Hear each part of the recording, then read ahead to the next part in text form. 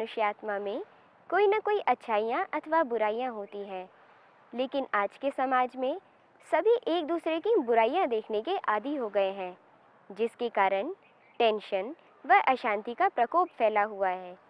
इन सभी से बाहर निकलने का रास्ता है अपने सर्व संबंध मन बुद्धि सहित उस प्यार के सागर परमात्मा से जोड़ें।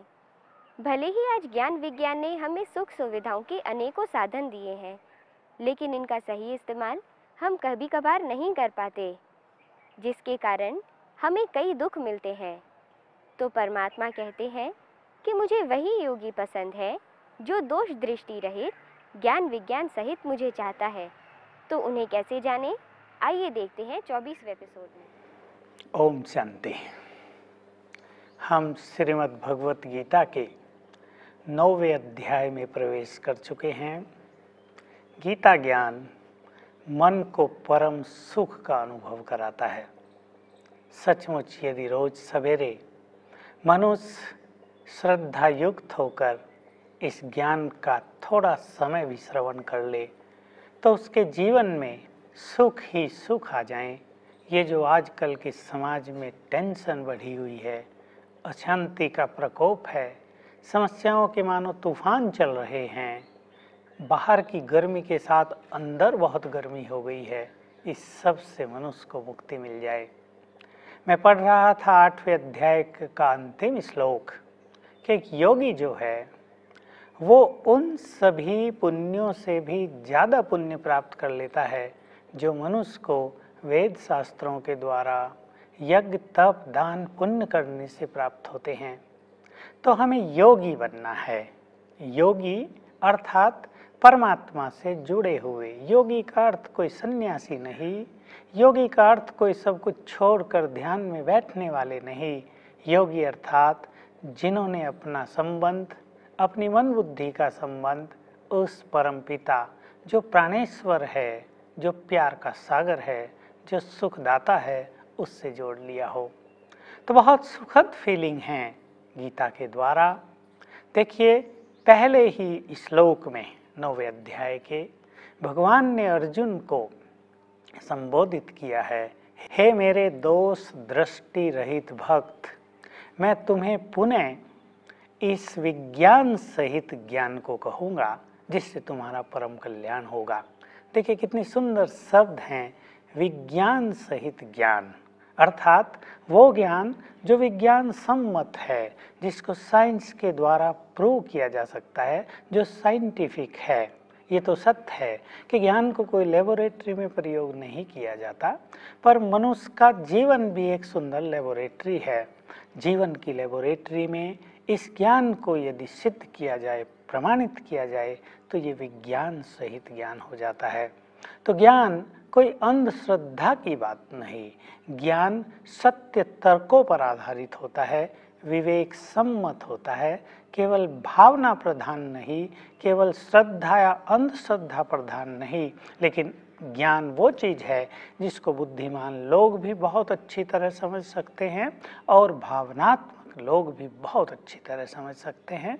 और जहाँ भावना और विवेक दोनों का संतुलन हो जाए, किसी मनुष्य के जीवन में भावना और विवेक दोनों आ जाए, तो उसका तो कहना ही क्या, उसका तो ज्ञान संपूर्ण विज्ञान बन जाता है, विज्ञान संपूर्ण ज्ञान बन जाता है, जो उसके जीवन में सुख शांति की सरिता बहाने लगता है। चौथे श्लोक में एक बहुत सुंदर शब्द भगवान ने बोल दिया कि मैं निराकार परमात्मा। बहुत सुंदर शब्द है। जैसे बर्फ में पानी समाया रहता है, बर्फ पानी से परिपूर्ण रहता है, वैसे ही ये संसार मुझसे परिपूर्ण है। इस बात पर हम आ रहे हैं। लेकिन इससे पहले जो भगवान ने बोला गीता में, देखिए भगवानोवाच शब्द है, श्री भगवान ने कहा। ये नहीं है कि श्री कृष्ण भगवान ने कहा, श्री कृष्ण का नाम इसमें बाद में जोड़ दिया गया, भगवानोवाच श्री भगवान। और 9वें अध्याय के 4थे श्लोक में तो स्पष्ट है कि मैं निराकार परमात्मा। सभी बुद्धिमान लोग विचार करें कौन बोल रहा है। कौन कह रहा है मैं निराकार परमात्मा? क्या श्री कृष्ण या वो महाज्योति जो परम सत्ता है, जो श्री कृष्ण के भी ऊपर है, जो उसका भी परम पिता है, जो उसका भी रचयिता है, मालिक है? तो वास्तव में यहाँ हम ये बात कहना चाहते हैं कि गीता का ज्ञान सागर निराकार परमात्मा ने दिया था। बाद में राइटर्स ने इसको संवाद का रूप देकर श्री कृष्ण और अर्जुन के रूप से समाज के सामने प्रस्तुत कर दिया, क्योंकि उस समय श्री कृष्ण ही भगवान के रूप में माने और पूजे जाते थे। तो आचार्यों ने विचार किया कि यदि हम श्री कृष्ण को गीता ज्ञान दाता के रूप में प्रदर्शित करते हैं तो सभी लोग गीता को पढ़ेंगे, समझेंगे और उसको धारण करेंगे। परंतु बहुत स्पष्ट है कि बोलने वाला निराकार परमात्मा है। अब ये प्रश्न उठता है कि निराकार परमात्मा बोलेगा कैसे? शरीर चाहिए बोलने के लिए, मुख चाहिए बोलने के लिए।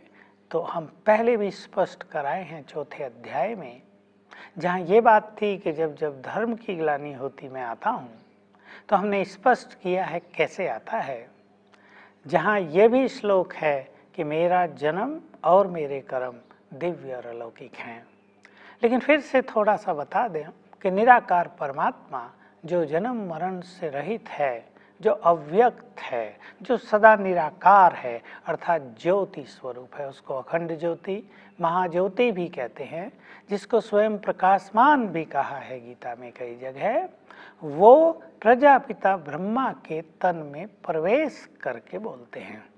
जन्म नहीं लेते, वो प्रजापिता ब्रह्मा बन नहीं जाते, लेकिन प्रजापिता ब्रह्मा के तन में अवतरित होते हैं। तो उस तन में दो आत्माओं का निवास होता है, एक ब्रह्मा की आत्मा स्वयं और दूसरा परमात्मा की आत्मा, क्योंकि परमात्मा भी एक आत्मा ही है पर सभी आत्माओं में सुप्रीम है। पांचवा श्लोक और भी महत्वपूर्ण है।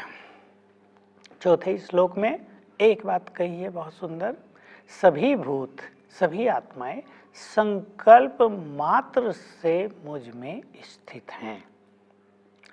पांचवें श्लोक में फिर हो गया कि वास्तव में सभी भूत मुझ में स्थित नहीं हैं, और हे अर्जुन मेरी योग माया को देख कि मैं भी उन सब में स्थित नहीं हूँ। तो कहीं कहीं कहा है मैं परिपूर्ण हूँ, जैसे बर्फ में जल रहता है, संसार में मैं परिपूर्ण हूँ, ये संसार मुझसे परिपूर्ण है। और यहाँ पांचवें ही श्लोक में, अगले श्लोक में कह दिया कि मैं उनमें स्थित नहीं हूँ। चौथे श्लोक में ये बात बहुत अच्छी आ गई, सभी आत्माएं संकल्प मात्र से मुझ में स्थित हैं। इसका क्या अर्थ है? बहुत सिंपल सी इसकी व्याख्या है, क्योंकि सभी मनुष्य परमात्मा को याद करते हैं, सभी मनुष्यों के संकल्प परमात्मा के लिए रहते ही हैं कभी ना कभी। चाहे कोई नास्तिक भी हो, वो भी कभी ना कभी परमात्मा भगवान जाने अनजाने भूले चूके उसको याद कर लेता है। तो सभी के संकल्प परमात्मा तक पहुँचते हैं। इसको ही कहा है संकल्प रूप से सभी मुझ में स्थित हैं। परमात्मा सबके दिल में स्थित है, अर्थात उसकी याद सबके दिल में स्थित है, और इसलिए कह दिया वास्तव में मेरी आत्मा सभी में स्थित नहीं है, क्योंकि प्रैक्टिकली लिटरली मैं सबके अंदर नहीं हूँ और न सब मेरे अंदर है, लेकिन ये एक भावनात्मक पक्ष है। इस पर हमें बहुत अच्छी तरह विचार कर लेना चाहिए। तो संसार में जो एक मान्यता हो गई कि भगवान ही सब जगह है, वास्तव में सत्य मान्यता नहीं है। भगवान ने पुनः आकर भी ये बता दिया कि मैं तो परमधाम का वासी हूँ। परमधाम की चर्चा गीता में कई जगह आई है, पहले भी हम वो चर्चा कराए हैं और फिर आएगी तो फिर आपके समक्ष रखेंगे, जिसे ब्रह्मलोक कहते हैं, जहाँ परमात्मा का निवास स्थान है। मनुष्यों की ये भूल हो गई कि उन्होंने ब्रह्मलोक ब्रह्म एक ही समझ लिया। ब्रह्म परमात्मा का वाचक है और ब्रह्मलोक जहाँ परमात्मा निवास करते हैं, जहाँ आत्माओं का निवास स्थान है। तो दो शब्द हो गए, ब्रह्म और ब्रह्मलोक। इस बारे में जरा भी कंफ्यूज होने की, भ्रमित होने की कोई आवश्यकता नहीं है। तो परमात्मा हमारा पिता है और वही आकर हमें सत्य गीता ज्ञान देते हैं। उसके ही ज्ञान को वास्तव में विज्ञान सहित ज्ञान कहा जाता है, ज्ञान और विज्ञान। और हम ये कहेंगे कि परमात्म ज्ञान से ही विज्ञान भी आगे बढ़ा है, विज्ञान का भी आगे आविष्कार हुआ है। क्योंकि एक बहुत सुंदर सी चीज़, बहुत सूक्ष्म सा सिद्धांत और फिलॉसफी हम आपके सामने रखते हैं। परमात्मा आकर जब ज्ञान देते हैं और योग सिखाते हैं, इन्हीं शब्दों को दूसरा एक शब्द भी दिया जाता है, साइलेंस पावर। अर्थात जब वो ऐसा योग सिखा देते हैं जिससे मनुष्य का मन साइलेंट हो जाता है, बिल्कुल शांत, तब इस साइलेंट मन से निकली हुई तरंगे, वेव्स निकलती हैं हमारे मन से निरंतर, जिसके आधार से हमारे चारों ओर ओरा बनता है। यानी सिंपल भाषा में कहें तो हमारे चारों ओर निरंतर किरणें फैलती रहती हैं मन से। जैसा मनुष्य विचार करता है, जैसे उसके संकल्प होते हैं, वैसी तरंगे, वैसे वाइब्रेशंस उस मनुष्य से निरंतर चारों ओर प्रवाहित होते रहते हैं। लेकिन जब मनुष्य का मन साइलेंट हो जाए, बिल्कुल शांत हो जाए, तो बहुत शक्तिशाली वाइब्रेशंस उस मनुष्य से चारों ओर फैलते हैं और ये वाइब्रेशंस विज्ञान को जन्म देते हैं, नए वैज्ञानिक आविष्कार कराने में बहुत बड़ी भूमिका निभाते हैं। एक वैज्ञानिक को आप ले लीजिए, वो नया आविष्कार कैसे करेगा? पहले उसके मन में एक विचार आएगा, विचार ही आविष्कार को जन्म देगा। और वो विचार उसके मन में क्यों आएगा, इसके पीछे प्रेरणा होगी योगियों के साइलेंस पावर की। तो हमारी जो ये साइलेंस पावर है, ये वास्तव में साइंस से बहुत गहराई से जुड़ी रहती है। एक साइंटिस्ट भी तब बहुत अच्छी रिसर्च कर सकता है जब उसका मन शांत हो, साइलेंट हो। तो दोनों का ये बहुत गहरा संबंध है। इसलिए परमात्म ज्ञान के साथ विज्ञान शब्द जोड़ दिया जाता है। दोनों का बहुत घनिष्ठ संबंध है। हम देख सकते हैं कि जैसे जैसे परमात्मा का ज्ञान आगे बढ़ा, वैसे वैसे विज्ञान भी आगे बढ़ा है। तो बहुत सुंदर चर्चा भगवान ने की है इस सृष्टि रचना के बारे में। एक बहुत गहरा शब्द अगले ही श्लोकों में आ गया है, 9, 10, 11 में। मेरी सकाश से ही प्रकृति चराचर जगत का निर्माण करती है। मैं कल्प के आदि में सभी भूतों को उत्पन्न करता हूँ और कल्प के अंत में सभी भूत पुनः मेरी प्रकृति में समा जाते हैं। हम बहुत सहज व्याख्या आपके समक्ष कर रहे हैं। शास्त्रीय भाषा है, आम लोग इसको जटिल मानकर छोड़ देते हैं और फिर पढ़ते ही नहीं। लेकिन बहुत सरल सी बात है, ये संसार कैसे रचा जाता है, फिर विनाश होता है, तो सभी आत्माएं कहाँ पहुँच जाती हैं। तो जरा ध्यान दें, सतयुग से पहले सभी आत्माएं ब्रह्मलोक में स्थित रहती हैं। सभी आत्माओं का मूल वतन, असली घर वो ब्रह्मलोक है, जो सूर्य, चांद, तारों गण के भी परे है। परमात्मा जब सतयुग की स्थापना कर देते हैं, तब वहाँ से आत्माओं को संसार में धीरे धीरे भेजते हैं। पहले कम आत्माएं वहाँ से संसार में आती हैं, फिर धीरे धीरे अनेक आत्माएं आती रहती हैं, जिससे संसार की जनसंख्या बढ़ती जाती है। कई लोग सोचते हैं कि जनसंख्या कैसे बढ़ रही है, शायद पशु पक्षियों की आत्मा मनुष्य के रूप में जन्म ले रही होंगी। ऐसा कुछ नहीं है, मनुष्य आत्माएं अलग हैं, परम धाम से वे इस सृष्टि पर आती रहती हैं। यहाँ एक शब्द भ्रम पैदा करने वाला होता है। भगवान ने कहा कल्प के आदि में मैं सभी भूतों को रचता हूँ।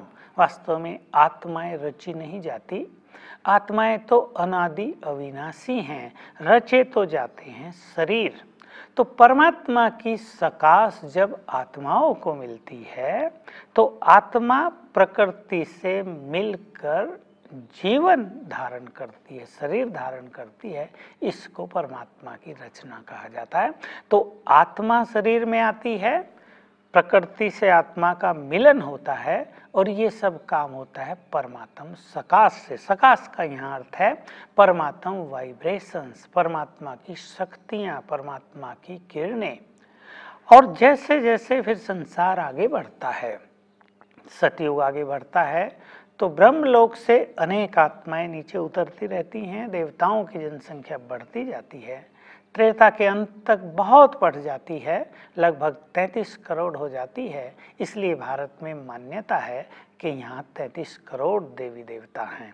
वास्तव में सतयुग और त्रेता युग में मनुष्य ही देवता थे और त्रेता के अंत तक जनसंख्या 33 करोड़ होने से ये मान्यता प्रचलित हो गई।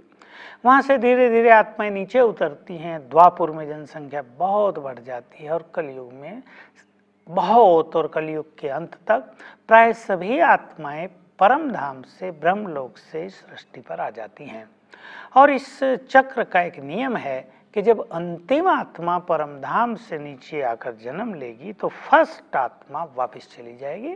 परम धाम कभी खाली नहीं होगा, न ये संसार कभी खाली होगा, न ब्रह्मलोक कभी खाली होगा। अब पहली आत्मा है श्री कृष्ण की, नंबर 1 आत्मा, और अंतिम आत्मा तो बहुत साधारण होती है, तो अंतिम आत्मा यहाँ से वापस जाएगी। अंतिम आत्मा परम धाम से नीचे आएगी और आत्मा जो सबसे पहले वहां से, वो यहाँ से वापस चली जाएगी। इसलिए कहा, और फिर सभी आत्माएं, श्री कृष्ण की आत्मा के जाने के बाद सभी आत्माएं अपने घर वापस लौटने लगेंगी, क्योंकि कलयुग का विनाश हो जाएगा। तो इसको कहा है कि सभी आत्माएं मेरी प्रकृति में फिर से प्रवेश कर लेती हैं, समा जाती हैं। तो मेरी प्रकृति हम समझते हैं इसका अर्थ यहाँ परम धाम से है कि परम धाम से मैं आत्माओं को नीचे भेजता हूँ और विनाश काल में उसके बाद सभी आत्माएं पुनः परम धाम में मेरे पास लौट आती हैं। तो ये बहुत सुंदर चक्र चलता है और यही चक्र फिर रिपीट होता रहता है। सतयुग के बाद त्रेता, द्वापर, कलयुग, कलयुग का विनाश, फिर सतयुग की स्थापना, और फिर इस तरह चक्र चलता रहता है, इसकी पुनरावृत्ति होती रहती है। इस तरह ये चारों युगों का चक्र इस संसार में घूमता रहता है। परमधाम से निरंतर आत्माओं का आगमन इस सृष्टि पर होता रहता है। परमधाम से जब कोई आत्मा इस सृष्टि पर आती है तो संपूर्ण पवित्र होती है, सतो प्रधान होती है। अब भी कलयुग के अंत में जो आत्माएं ब्रह्मलोक से इस सृष्टि पर आती हैं, आ रही हैं, वो बहुत पवित्र हैं। इसलिए आप देखेंगे कलयुग में भी बहुत अच्छे लोग हमें मिल जाएंगे जो बिल्कुल सात्विक, जिनका खान पान, व्यवहार, आचार सब बिल्कुल ऐसा दिखाई देगा कि ये तो मानो देवता हैं। तो ये आत्माएं अभी अभी परमधाम से उतरी हैं, अर्थात इनका ये पहला जन्म है। तो परमात्मा का इस सृष्टि चक्र में क्या कर्तव्य होता है? क्या वो सारा समय इस संसार में अपना काम करते हैं, हम जो कर्म करते हैं उनका हमें फल देते हैं? क्या वो निरंतर इस सृष्टि से जुड़े रहते हैं? वास्तव में बहुत गुह्य बात है जो परमात्मा के द्वारा ही हमने जानी है। इस बात को कोई मनुष्य नहीं जान सकता, और वो ये है कि सतयुग और त्रेता में जब ये सृष्टि स्वर्ग रूप होती है तब परमात्मा को यहाँ पर कुछ भी करने की आवश्यकता नहीं। वो ब्रह्मलोक में रहते हैं, मानो अपनी एक तल्लीन अवस्था में रहते हैं। द्वापर युग के बाद जैसे ही देवताओं का पतन होता है तो भक्ति प्रारंभ होती है, लोग भगवान को याद करते हैं और तब से उसका कार्य प्रारंभ होता है। सृष्टि में फिर से वो भक्तों को भक्ति का फल देता है। जो मनुष्य जिस तरह की भक्ति करता है, जिससे ध्यान लगाता है, जिसमें भावना और श्रद्धा रखता है, उस अनुसार वो स्वयं आकर उसको फल दे देते हैं। परंतु एक बात जिस पर बहुत गहराई से सभी को ध्यान देना है कि क्या भगवान सभी के कर्मों को देख रहा है और फल देता है। कहीं कोर्ट लगता है, कोई धर्मराज जैसी चीज़ है, कहीं कोर्ट कचहरी लगती है जहाँ परमात्मा सभी का न्याय करता है। वास्तव में परमात्मा ने आकर अब बताया कि ये बिल्कुल ऑटोमेटिक है। जो मनुष्य जैसे कर्म करता है वो उसके अंतर मन में समाते रहते हैं और तदनुसार उसको ऑटोमेटिकली फल मिलता रहता है। ये आत्माओं का खेल, संसार का खेल मानो एक कंप्यूटराइज्ड है जिसमें बहुत चीज़ें ऑटोमेटिक चल रही हैं। परमात्मा तो केवल अंत में आकर स्थापना और विनाश का काम करते हैं।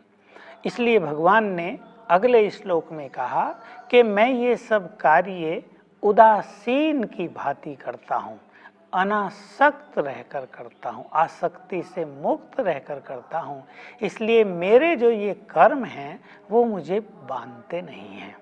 तो भगवान आते हैं और फिर कहते हैं कि जो व्यक्ति श्रद्धा रहित हैं, जो मुझे इस तन में स्थित होने पर नहीं पहचानते, बहुत अच्छे शब्द आए हैं, ऐसे लोग मुझे मनुष्य रूप में इस संसार में विचरण करता हुआ देख। संसार के उद्धार के लिए जब मैं इस संसार में इस तन में प्रवेश करता हूँ तो मनुष्य रूप में रहता हूँ, तो मुझे न पहचानने के कारण मुझे साधारण मनुष्य समझकर ग्लानि भी करते हैं। ऐसों को भगवान ने मूढ़मति कहा। तो भगवान इस तन में, माना ब्रह्मा के तन में आते हैं, लेकिन तन के बंधन में नहीं रहते। लेकिन देखने में तो निराकार दिखाई नहीं देगा, देखने में तो उसका मनुष्य स्वरूप ही दिखाई देगा। तो ऐसा ही समय इस सृष्टि पर फिर से चल रहा है, जबकि परमात्मा परकाया प्रवेश होकर अपना दिव्य कार्य कर रहे हैं, कलियुगी संसार के विनाश का और सतयुग की स्थापना का।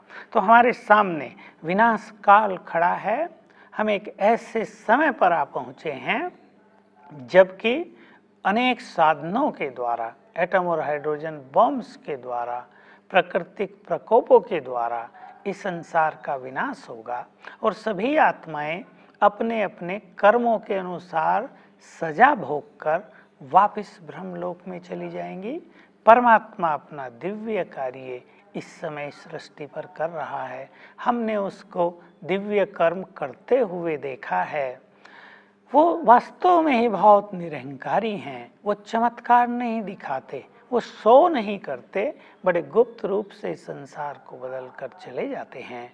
तो यदि आप इस श्रेष्ठ मिलन का परम सौभाग्य प्राप्त करना चाहें तो परमात्मा को उनके ज्ञान के द्वारा पहचान कर ये परम सौभाग्य प्राप्त कर सकते हैं। जब हम अपने जीवन को प्रयोगशाला बनाकर उसमें गीता ज्ञान के अनेकानेक प्रयोग कर उन्हें अपने जीवन में धारण करेंगे, तभी हमारा जीवन ज्ञान विज्ञान से एक सुंदर लेबोरेटरी बन जाएगा, जिससे हमारा मूल्य किसी भी महर्षि अथवा महान आत्मा से श्रेष्ठ हो जाएगा।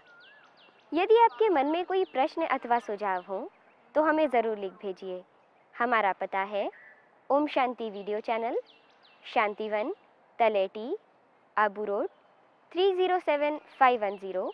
हमारा फ़ोन नंबर है 09414423866।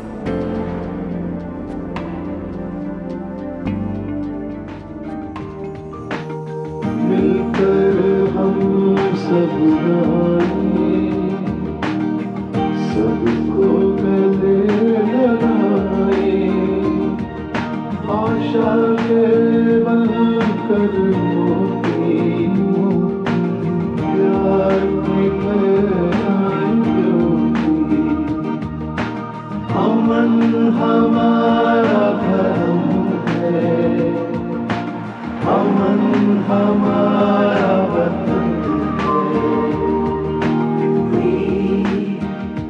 are the children of the ocean of love, and peace is our religion. We are the children. Peace is our religion, and the land of peace is our home.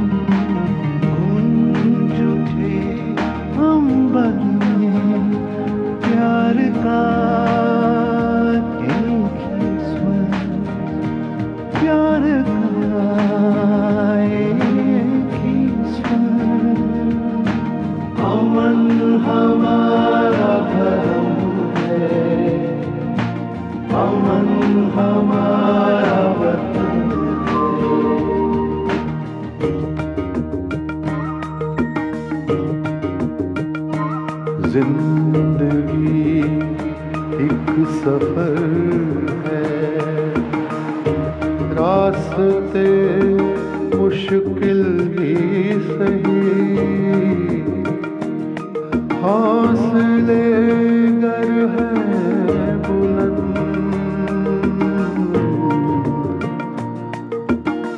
तो मंजिलें फिर दूर नहीं। Peace is our religion, and the land of peace is our home. अमन हमारा धर्म है, अमन हमारा